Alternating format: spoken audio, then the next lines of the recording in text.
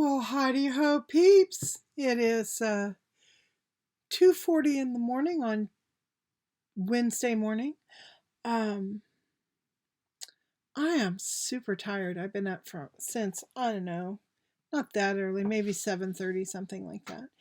And I've done a lot here in my craft room.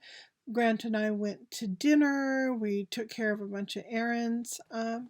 Just had oh, a super productive day.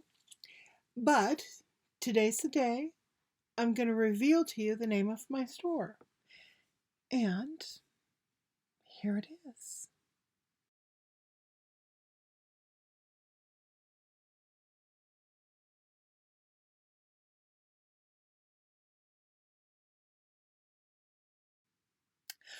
Okay, I hope you like that. I thought long and hard. I came up with a lot of good ideas. You guys came up with a lot of good ideas, but I really like this name in part because the thing that it is so interesting to me. If you don't know what a cabinet of curiosities is, look it up. It's really interesting. They were generally a room in presumably a rich person's house or castle or villa, whatever. And this room was where the um, the occupant would keep his collection of primarily natural phenomenon.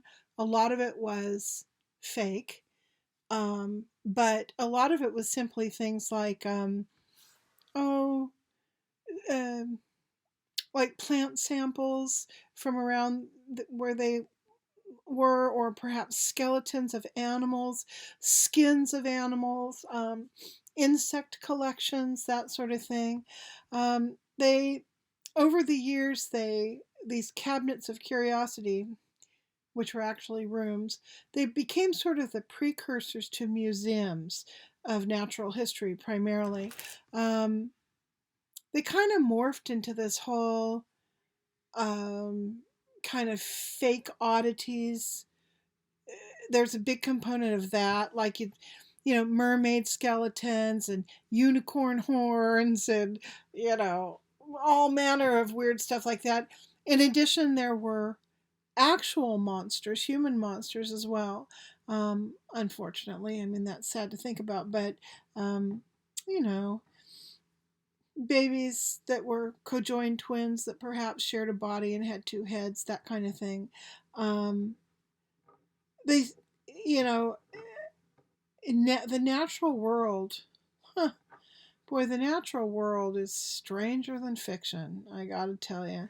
And Grant and I were just talking today about how certain animals and plants will change their sex.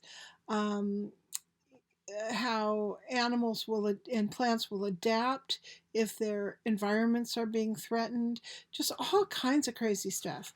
And so we've been fascinated by that as long as we've been able to walk around out of our caves and not get eaten by dinosaurs.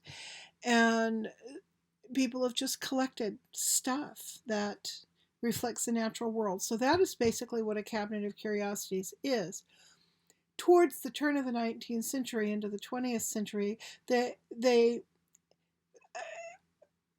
usually were collected onto a wagon of some kind and taken around to sideshows, circuses, that sort of thing. So they actually became more or less cabinets. I mean, they were these displays that would travel around and be in basically circus sideshows. So if you go on Pinterest or you just Google cabinet of curiosities, you'll see a lot of what I think is interesting stuff about what they are. So the reason I chose that name for me is because it really reflects my own interests. I mean, I've been collecting things like birds' nests and butterfly wings and rattlesnake ins and rattlesnake rattles and wasps' nests and all kinds of stuff like that. So in my store, I'm going to do sort of this black and white apothecary kind of theme. I want it to be semi creepy, and I'll have my that stuff displayed in jars up,